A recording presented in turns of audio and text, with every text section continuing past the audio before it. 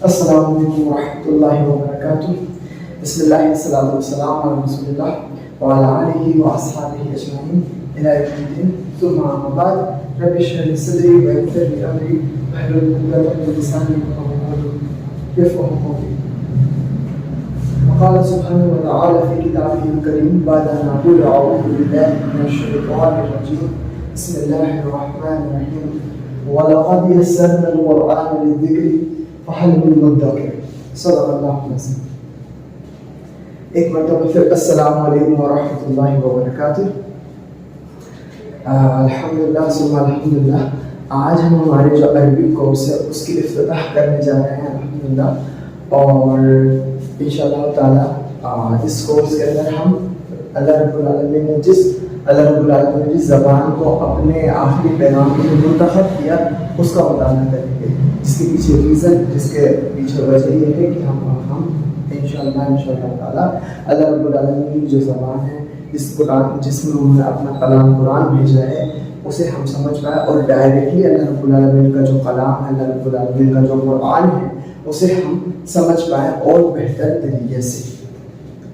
जी, तो आयत पर हम बात करेंगे, लेकिन उससे पहले से कुछ बात कर लें कि अरबिक कोर्स, इतने दुनिया भर के अरबिक कोर्स होते हैं।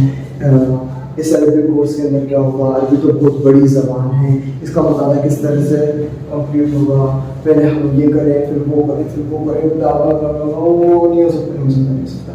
तो ये वाली मेंटलिटी से सबसे पहले हमें ऊपर उठना पड़ेगा, इससे हमें आगे निकलना होगा। ठीक हो गया। इंडिपेंडेंट होने की, परेशान होने की, घबराने की बिल्कुल ज़रूरत नहीं है। क्यों ज़रूरत नहीं है? उसका जवाब ये है कि अल्लाह रब्बुल आलमीन कुरान के अंदर इस आयत को 4 बार जिक्र फरमाता है, और 4 बार अल्लाह रब्बुल आलमीन कुरान के अंदर क्या बात कर रहा है, किस बात पर आप लोगों का और मेरा और हम सब का यकीन दिलाना चाह रहा है रब्बुल आलमीन, इस बात पर कि वलक़द यस्सरनल क़ुरआन लिज़्ज़िक्रि फहल मिन मुद्दकिर। तर्जुमा इस तरह से होगा कि यकीनन हमने, यानी कि अल्लाह रब्बुल आलमीन खुद कह रहे हैं कि यकीनन हमने यस्सरनल क़ुरआन, हमने आसान कर दिया है, सिंपल कर दिया है कुरान को लिज़्ज़िक्रि, नसीहत अखज़ करने के लिए। तो अल्लाह रब्बुल आलमीन खुद क्या कह रहे हैं कि जो शख्स भी कुरान से नसीहत अखज़ करना चाहता है तो वो ये बात जान ले, ये बात समझ ले कि अल्लाह रब्बुल आलमीन ने कुरान को नसीहत अखज़ करने के लिए बड़ा सिंपल कर दिया है, बड़ा सरल और आसान कर दिया है अल्लाह रब्बुल आलमीन ने कुरान। और फिर दूसरा टुकड़ा है, उसके अंदर क्या बात फरमाई गई, उसके अंदर ये बात फरमाई गई फहल मिन मुद्दकिर, तो है कोई नसीहत अखज़ करने वाला? पहले अल्लाह रब्बुल आलमीन ने क्या कहा, वलक़द यस्सरनल क़ुरआन, यकीनन हमने, इसमें कोई डाउट ही नहीं है कि हमने कुरान को बहुत आसान कर दिया है लिज़्ज़िक्रि, नसीहत अखज़ करने के लिए।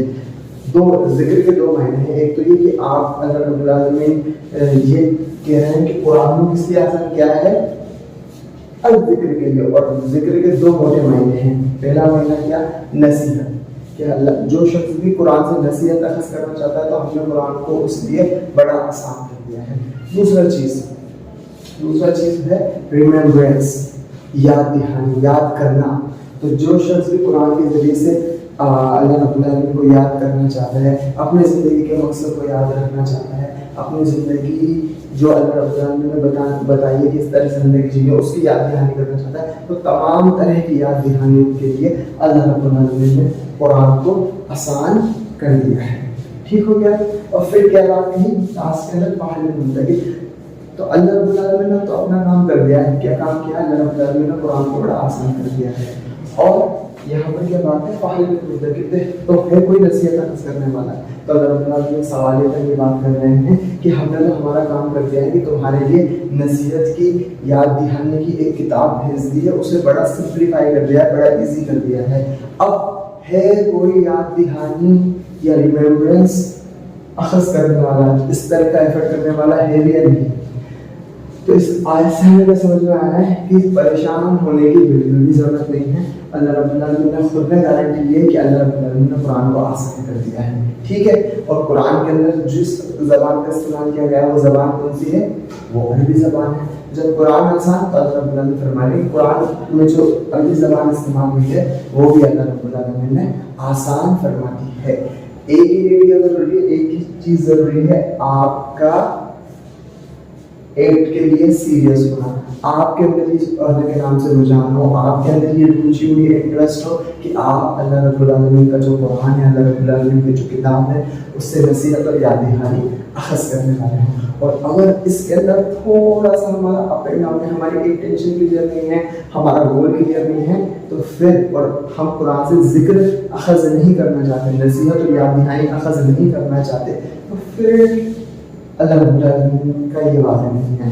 तो आपको ये बात ध्यान रखनी है कि हमारे गोल क्या हो, हमारा मिशन क्या हो, हमारा एम क्या हो।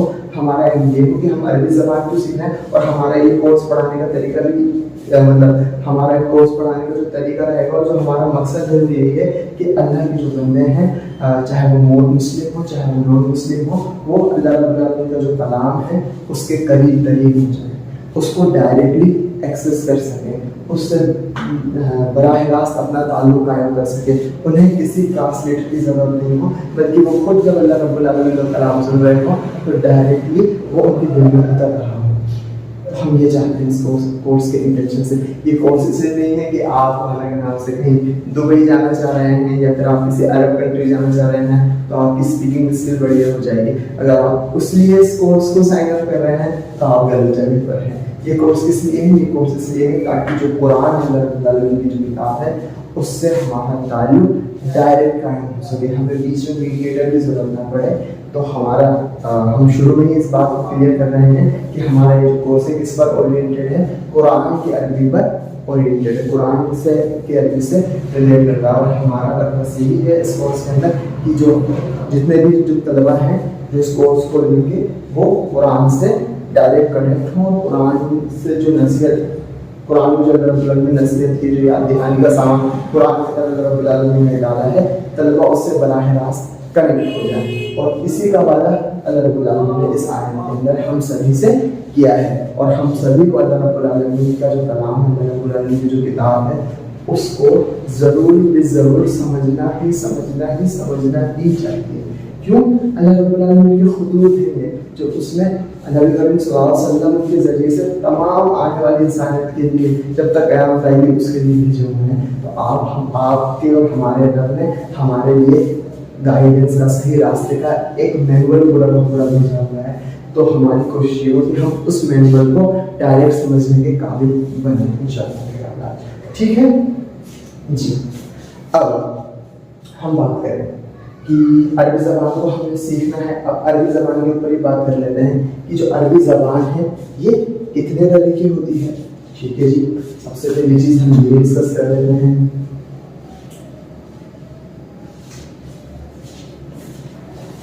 क्या चीज़ डिस्कस करेंगे हम? सबसे पहले हम डिस्कस करेंगे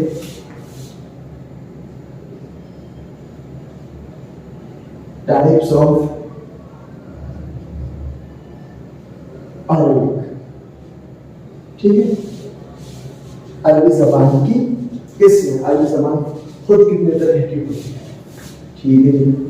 तो सबसे पहला जो टाइप है वो है हमारा number 1 is I will choose right now inshallah. English straight Arabic। English में इसलिए लिख रहे हैं क्योंकि इंग्लिश के अंदर समझना आपको आसान होगा। हमारी जो ज़बानें हैं वो इस तरह से, क्योंकि हम इंडियन हैं और हम सब कुछ बोलते हैं, सब चीज़ों का मिक्सचर करते हैं।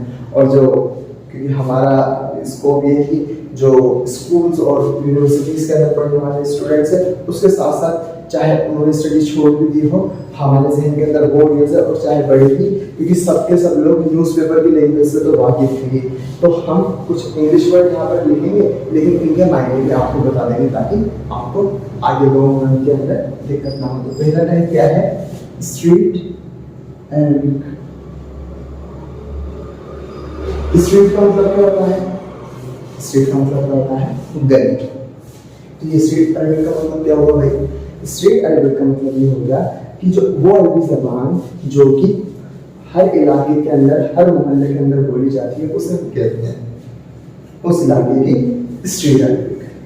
आप क्या नाम से मलेशिया जा रहे हैं या फिर है ना आप कोई दूसरी अरबिक कंट्रीज में जा रहे हैं, तो इसे इस तरह से समझिए जिस तरह से हिंदी या उर्दू है या पंजाबी है या दूसरी तरह की जितनी भी लैंग्वेज होती है, कुछ किलोमीटर जाने के बाद उनके अंदर थोड़ा सा चेंजेस आ जाता है। ठीक है, बोलचाल के अंदर जो हम उर्दू बोलते हैं या हिंदी बोलते हैं, हम स्टैंडर्ड हिंदी जिस हिंदी के अंदर हम लिखते हैं उस हिंदी को हम बोलते नहीं हैं। ठीक है, ये बात ध्यान रखिए। और एग्जाम्पल के तौर पर हाँ, अब कुछ वर्ड ऐसे होते हैं कि जिसका एक इलाके के अंदर कुछ अलग मायना है और दूसरे इलाके के अंदर जाकर अलग मायना हो जाते हैं। उस मायने को आपको समझने के लिए क्या करना होगा, आपको ये पता होना जरूरी है कि इस इलाके के अंदर ये अल्फाज किस तरह से निकल जाता है और ये चेंजेस होते रहते हैं। जैसे कि एक बात बताऊंगा आप लोगों को कि इंग्लिश का एक एग्जाम्पल है, जैसे मान लीजिए खूब। ठीक है, अब एक कम्युनिटी है इंग्लिश से तो वाकिफ है, लेकिन ये जो मूवीज वगैरह हैं और नाम से जो यूट्यूब वगैरह है उसका तो एक्सेस नहीं है, तो जब कूल सुनेंगे तो क्या समझेंगे, हल्की बात होगी। ठीक है, लेकिन एक कम्युनिटी हो है जो मूवीज वगैरह यूट्यूब पर क्लिप्स वगैरह सब देखते हैं, वो कूल सुनेंगे तो क्या समझेंगे कि भाई बहुत कोई जबरदस्त की बात है, बहुत शानदार सी कोई चीज है, कूल नाइस। कूल का मतलब होता है समझेंगे कि कोई अच्छी चीज है जी।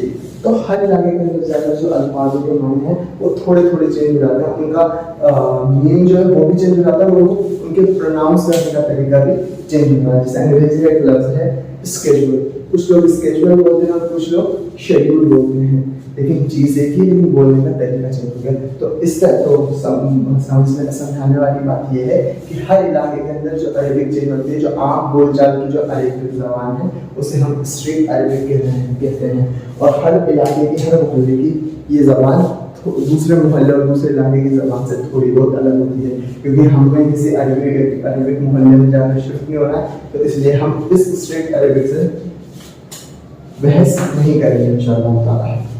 दूसरा टाइप क्या है, दूसरा टाइप है हमारा मॉडर्न अरबिक। मॉडर्न अरबिक से क्या मतलब है, मॉडर्न अरबिक से मतलब है जदीद अरबिक हो, हाँ एक ये भी ले सकते हैं आप, और या फिर इसका दूसरा नाम स्टैंडर्ड अरबिक भी हो सकता है, स्टैंडर्ड अरबिक भी कह सकते हैं। स्टैंडर्ड अरबिक और मॉडर्न अरबिक से मतलब क्या है, स्टैंडर्ड अरबिक और मॉडर्न अरबिक से मतलब ये है कि वो अरबी ज़बान जिसका इस्तेमाल जो न्यूज़ एंकर है, जब वो न्यूज़ पढ़ना होता है तब इस्तेमाल करना है।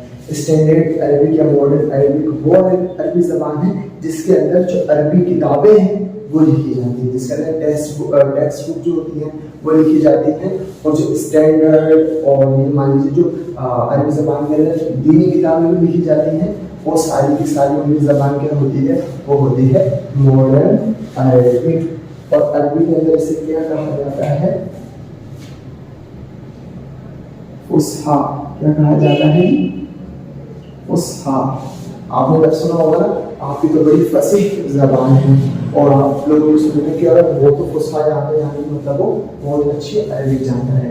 तो फुसहा अरबिक जानने का मतलब क्या हुआ, या स्टैंडर्ड या मॉडर्न अरबिक जानने का मतलब ये हुआ कि वो शख्स अरबी ज़बान के अंदर जो कुतुब लिखी गई है, जो तफासीर लिखी गई है, जिस तरह से जो अरबिक एंकर न्यूज़ पढ़ते वक्त या डिबेट के अंदर जो लैंग्वेज का इस्तेमाल करता है, उससे हम कहते हैं मॉडर्न या फिर स्टैंडर्ड अरबिक, जिसको अरबी में क्या कहा जाता है, फुसहा।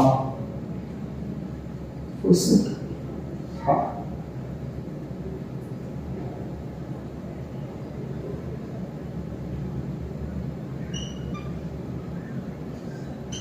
फुसहा। ठीक हो गया, तो ये आपकी क्या हो गई, आपकी फुसहा हो गई, फसीह।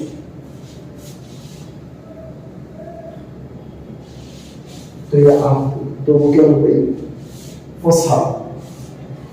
अभी हम सिर्फ हिंदी में लिख रहे हैं, अरबिक में नहीं लिख रहे हैं, क्योंकि अभी आप बिगनर्स हैं, धीरे धीरे जब जरूरत होगी तब हम आपको उस मतलब अरबिक के अंदर भी यहाँ पर चीजें लिखेंगे, और इंशाअल्लाह ताला आपसे हम उम्मीद करेंगे कि आप उसे पढ़ सकते हो। ठीक हो गया। तो मॉडर्न अरेबिक हो गई हमारी। मॉडर्न अरेबिक के बाद हमारा नंबर आता है किसका? नंबर आता है हमारा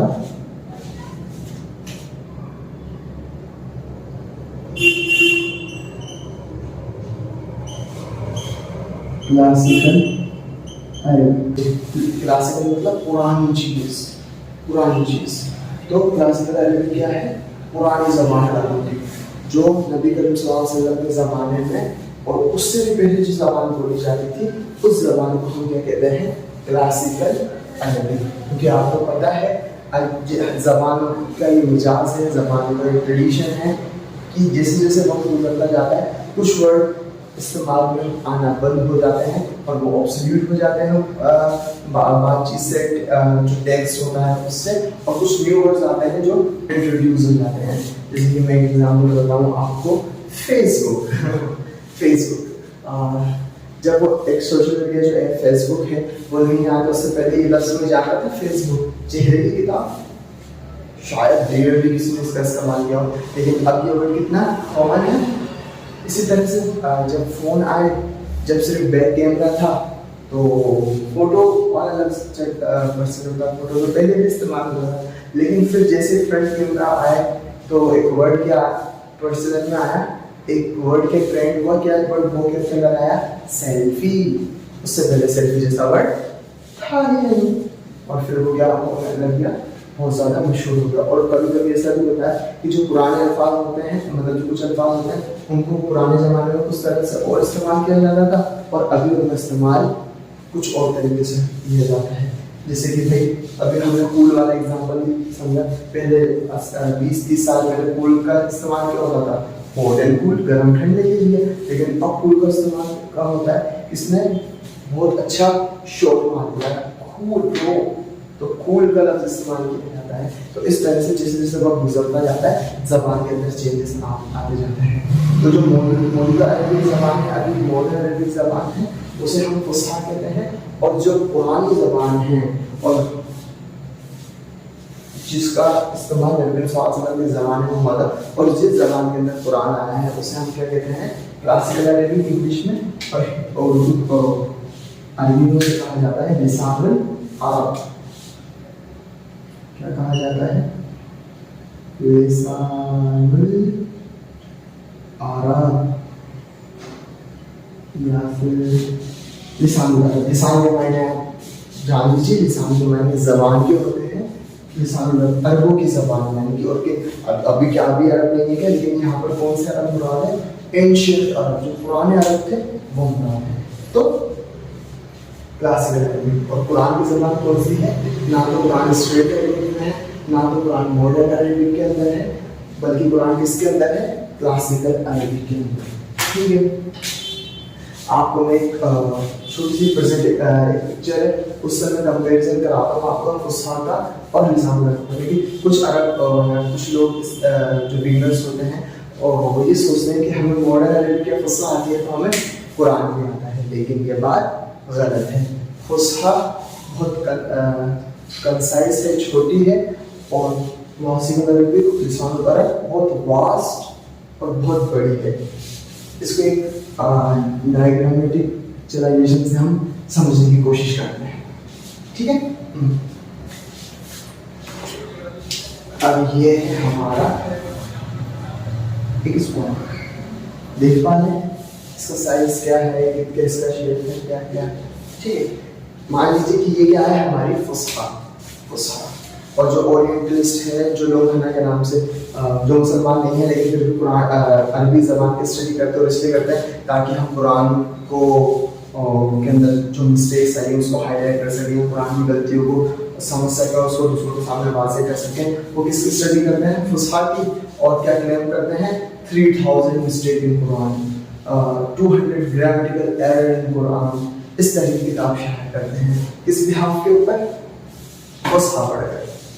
लेकिन ये तो हो गई हमारी फुसहा, और अब हम इसकी बात कर रहे हैं लिसान अरब की। तो ये मान लीजिए ये स्क्वायर क्या है? फुसहा। और ये जो सर्किल है ये क्या है? पूरा का पूरा जिसके अंदर ये स्क्वायर है, ये हमारी सारी की सारी क्या है? ये हमारा है लिसानुल अरब। चलिए अभी अरबी में नहीं लिख रहा है, गलती माफ़ कर दीजिए, माफ़ी माफ़ी माफ़ी। अभी हिंदी में लिखना है लिसानुल अरब। तो इसका है क्या है, छोटू सा फुसहा। डायरेक्ट समझ में क्या आ रहा है कि हाँ, जो फुसहा जो मॉडर्न अरबिक है उसका इस्तेमाल लिसानुल अरब के अंदर होता है। लेकिन क्या फुसहा और लिसानुल अरब एक है? नहीं नहीं नहीं, बल्कि जो फुसहा है लिसानुल अरब का एक 10% या 15% या 20% हिस्सा है सिर्फ, या उससे भी कम एक हिस्सा है। आइडिया होना तो इस तरह से भी अगर किसी कंसेप्ट से रिलेटेड फुसहा के अंदर 3 रूल है तो आपको लिसानुल अरब के अंदर उसी चीज़ के मुतालिक 15 से 20 रूल मिल जाएंगे।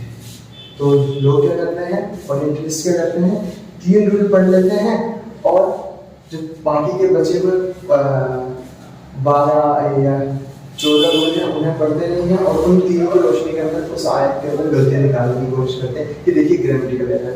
तो ग्रामेटिकल एरर नहीं है भाई साहब, आपको अरबी ज़बान सीखने की ज़रूरत है। पहले अरबी ज़बान सीख कर आइए अच्छी तरह से, फिर हम कुरान के ऊपर हम बात करेंगे इंशाल्लाह। ठीक हो गया? तो 3 तरह की अरबिक हो गई, कौन कौन सी? Street Arabic, modern Arabic and classical Arabic. और हमारा फोकस किस पर रहेगा? क्लासिकल अरबिक पर, जिसे हम लिसानुल अरब भी कहते हैं। क्यों रहेगा? क्योंकि कुरान और अहादीस की जो ज़बान है वो कौन सी है? लिसानुल अरब। ठीक हो गया जी, माशाअल्लाह। और शैतान आएगा, अरे भाई ये क्या, ये लिसानुल अरब तो इतने बड़ी है, अपन से कैसे होगी, अपन से कैसे होगा? तो वही बात, शैतान अऊज़ु बिल्लाहि मिनश शैतानिर रजीम वलक़द यस्सरनल कुरआन लिज़िक्रि फहल मिन मुद्दकिर, कि अल्लाह रब्बुल आलमीन ने जो कुरान है उसे क्या कर दिया है? आसान बना दिया है, अल्हम्दुलिल्लाह। तो पूरी की पूरी जो लिसानुल अरब है उसका इस्तेमाल कुरान के अंदर नहीं हुआ है। पूरी की पूरी जो आपने सुना भी होगा कि अरबिक जो लैंग्वेज है उसकी वोकैब बहुत रिच है, बहुत रिच है, बहुत रिच है। तो उस पूरी की पूरी वोकैब का इस्तेमाल नहीं हुआ है। हमारे उस्ताद नौमान अली खान वो ये बात फरमाते हैं कि भाई साहब जो 55% वोकैबुलरी है ना लिसानुल अरब की, सिर्फ उसी का इस्तेमाल किसका हुआ है? कुरान के अंदर। तो काम बढ़ गया है, छोटा हो गया, काम छोटा होगा। और आपने खुद ने जब कुरान के अंदर कुरान का मुताला किया होगा या कुरान के दुरुस्त हुए होंगे तो आप किस महसूस करते हैं कि कुरान के अंदर रिपीटेशन है या नहीं है? रिपीटेशन है। तो यानी कि एक ही लफ्ज़ बार बार कुरान के अंदर आता है। तो वैसे आपने जब उस एक लफ्ज़ को समझ लिया तब जितनी भी बार कुरान के अंदर आएगा आपको बार बार समझने की ज़रूरत है। एक बार आपने समझ लिया और अगर वो 100 दफ़ा कुरान के अंदर आ रहा है, 150 दफ़ा आ रहा है, 200 दफ़ा आ रहा है या 300 टाइम्स वो आ रहा है, तो आपने एक लफ्ज़ को जब एक बार समझा तो आपने 300 वर्ड्स को समझ लिया। तो इस तरह से जब मैथमेटिक्स आप थोड़ी सी लगाएंगे तो इंशाअल्लाह ताला कुरान बहुत इजी महसूस होगा। और ये जो वास्टनेस है वो रहेगा कि हम इंशाअल्लाह ताला मैंने इरादा किया था, रब्बुल आलमीन मेरी मदद करेगा। तो शैतान के बहकावे के अंदर बिल्कुल भी हमने नहीं आना है। तो अल्हम्दुलिल्लाह तो ये हमने अरबी ज़बान की जो 3 किस्में हैं उसके बारे में जाना। अब एक स्टेप हम पीछे जाते हैं और उससे सवाल करते हैं कि कोई भी ज़बान हम सीखें, कोई भी ज़बान, तो किसी भी ज़बान को सीखने के कितने कंपोनेंट होते हैं? तो आपको ये जवाब मिलेगा कि पहला कंपोनेंट क्या, कि हमें उस ज़बान को या उस लैंग्वेज को रीड करना आना चाहिए।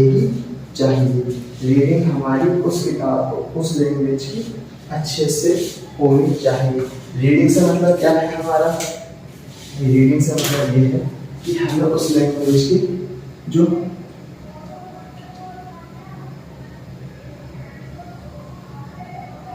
अक्षर है, अक्षर या आप अंग्रेजी में अल्फाबेट्स में, उस लैंग्वेज के अल्फाबेट से हमारा ताल्लुक होना ज़रूरी है। आप हिंदी पढ़ नहीं सकते, समझ नहीं सकते जब तक आपको हिंदी के लेटर से ताल्लुक नहीं है। आप इंग्लिश का कोई लफ्ज़ समझ नहीं सकते जब तक कि आपको उस वो लफ्ज़ नहीं लिखा होगा, उसे आपको पढ़ना ना आता हो। और पढ़ने के लिए जो सबसे पहली नीड है वो क्या है, आपको उस जो अल्फ़ाबेट्स है उनकी नॉलेज होनी चाहिए। और दूसरी चीज़, ये अल्फ़ाबेट आपस के अंदर फ्यूज किस तरह से होता है और किस तरह से शब्द बनाते हैं उसकी भी आपको नॉलेज आनी चाहिए। तो रीडिंग के अंदर एक तो आपको अल्फ़ाबेट की पहचान, और दूसरी चीज़ ये अल्फ़ाबेट आपस में मिलते कैसे। आप नर्सरी को याद कर लीजिए, आप अपने एकदम बेसिक क्लासेस को याद कर लीजिए, आपको पहले अल्फ़ाबेट सिखाए जाते हैं और फिर उन अल्फ़ाबेट्स वो अल्फ़ाबेट दूसरे अल्फ़ाबेट के साथ किस तरह से आते हैं वो सिखाया जाता है। प्लस उन अल्फ़ाबेट्स पर अक्षर। दूसरे हमारी जो हिंदी के अंदर कहें तो मात्रा है, और इंग्लिश के अंदर हम कहते हैं साउंड सिखाए जाते हैं। इस पर मात्रा कौन सी लग सकती है या इस पर कौन से साउंड्स आ सकते हैं। और थर्ड होता है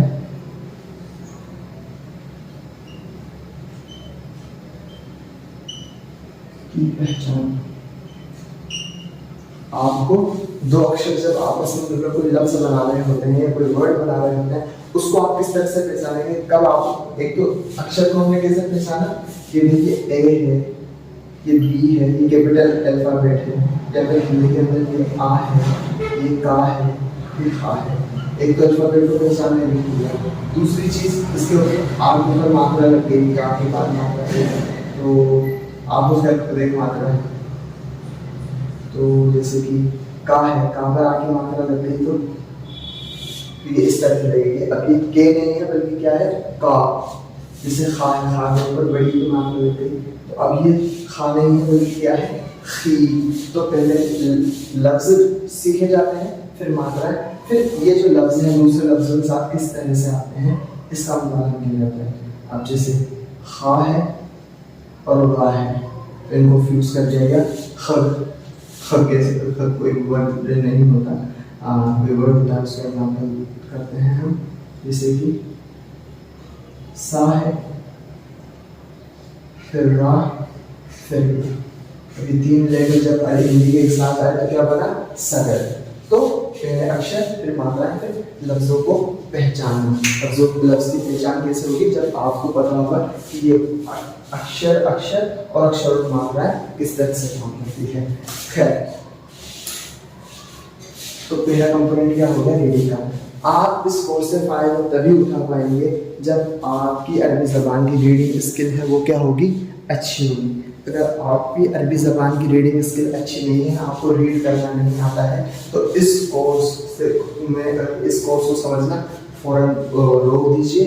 इस कोर्स को आप होल्ड पर डाल दीजिए। पहले आप जो नूरानी कायदा है जिसके ज़रिए से अरबी ज़बान के अल्फ़ाबेट्स को सीखा जाता है, उस नूरानी कायदे का मुताला कीजिए और अरबी ज़बान को पढ़ना सीखिए। समझ में आ रहा है तो कोई बात नहीं है। इस कोर्स में आगे बढ़ने के लिए आपके लिए जो प्रीरिक्विजिट है या जो चीज़ आपसे एलिजिबिलिटी क्राइटेरिया आपसे डिमांड किया जा रहा है वो ये है कि आप 10 मिनट के अंदर कुरान पाक का एक सफ़ा जो है वो पढ़ सकते हैं। 10 मिनट के अंदर या 15 मिनट के अंदर आप कुरान की 10 से 15 लाइन पढ़ सकते हो। अगर आप इस लेवल पर हैं तो आप इस कोर्स को कंटिन्यू कीजिए, और इस कोर्स को आप होल्ड कर दीजिए। पहले कुरान की रीडिंग स्किल डेवलप कीजिए, फिर इंशाअल्लाह ताला जो दूसरी ज़बान समझने का है वो हम समझेंगे, तो दूसरे कंपोनेंट हम समझेंगे। अगर रीडिंग नहीं आपकी रीडिंग फॉल्ट है, रीडिंग नहीं आती है, तो फ़ौरन रोक दीजिए और पहले अपनी जो रीडिंग स्किल है वो डेवलप कीजिए। और रीडिंग आती है तो कोर्स का कंटिन्यू कर सकते। सिर्फ एक एलिजिबिलिटी या एक प्रीरिक्विजिट है इस कोर्स को करने का, वो ये है कि आपको अरबी ज़बान के लेटर्स से मार्फत हो और आप अरबी ज़बान के लेटर्स को पढ़ना जानते हो, ठीक है। और ये तो सिर्फ एक एलिजिबिलिटी क्राइटेरिया है। सबसे बड़ी ज़रूरत क्या होगी आपको इस कोर्स को करने के लिए, अल्लाह रब्बुल आलमीन बताओ कि अल्लाह ने कुरान को आसान किया है। मैं एफर्ट कर रहा हूँ, अल्लाह रब्बुल आलमीन मेरे साथ आसानी का मामला ज़रूर करेगा इंशाअल्लाह, ठीक हो गया। तो खैर, तो ये रीडिंग के मुताबिक हमारी बात हो गई। और अरबी ज़बान के अंदर जो अक्षर होते हैं उनको क्या कहा जाता है, हुरूफ तहज्जी, अलिफ बा ता ता जीम हा खा, पूरा याद है। वो जहाँ पर में पढ़ा था, या जो लोग अभी जिन्होंने नहीं पढ़ा था, आप जब पहले ही सबक आप जानेंगे वो आपको अल्फ़ाबेट सिखाए जाएंगे अरबी ज़बान के, उनको कहा जाता है हुरूफ तहज्जी। ठीक है, दो राय पाई जाती है उसके अंदर भी, कुछ कहते हैं 28 है, कुछ कहते हैं 29 है। 28 29 का क्या इख्तिलाफ है? जो लोग हमजा और अलिफ को एक ही लेटर कंसीडर करते हैं और वो उनके नज़दीक लेटर्स की काउंटिंग कितनी है? 28।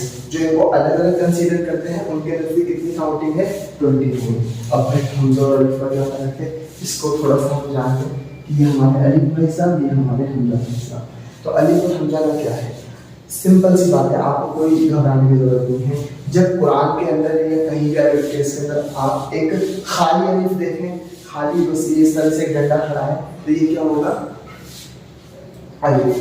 ठीक है, और हमजा है, हमजा इज इक्वल्स टू अलिफ है, अलिफ के ऊपर कोई हरकत आ रही हो, मात्राएं जो हैं उसे अरबी ज़बान के अंदर क्या कहा जाता है? हरकत।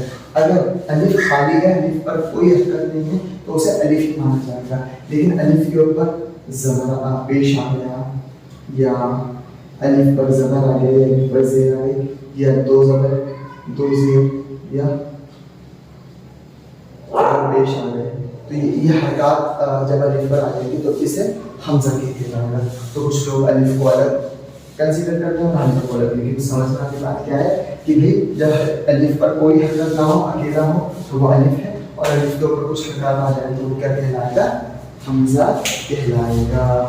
माशाअल्लाह। तो ये बेसिक सा फर्क है, तलफ़्फ़ुज़ फर्क है इसके। ठीक होगा।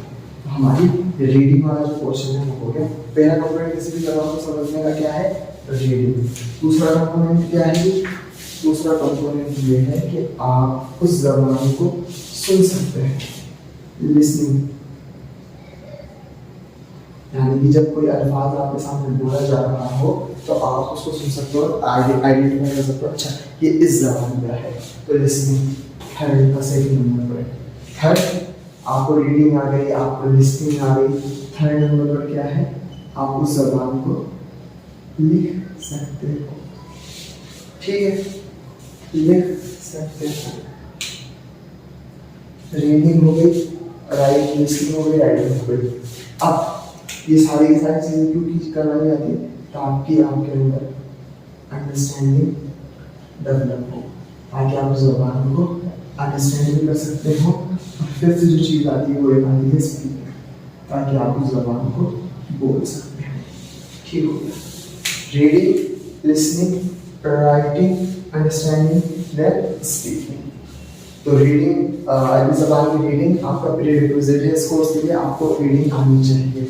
लिसनिंग, आप बचपन से कुरान को नमाज पढ़ने जाते हैं, इंडिया पाकिस्तान के कल्चर के अंदर मर्द तो सुनते ही हैं, और जो फीमेल है, क्योंकि यहाँ पर थोड़ा सा कल्चर अजीब है, क्या कर सकते हैं।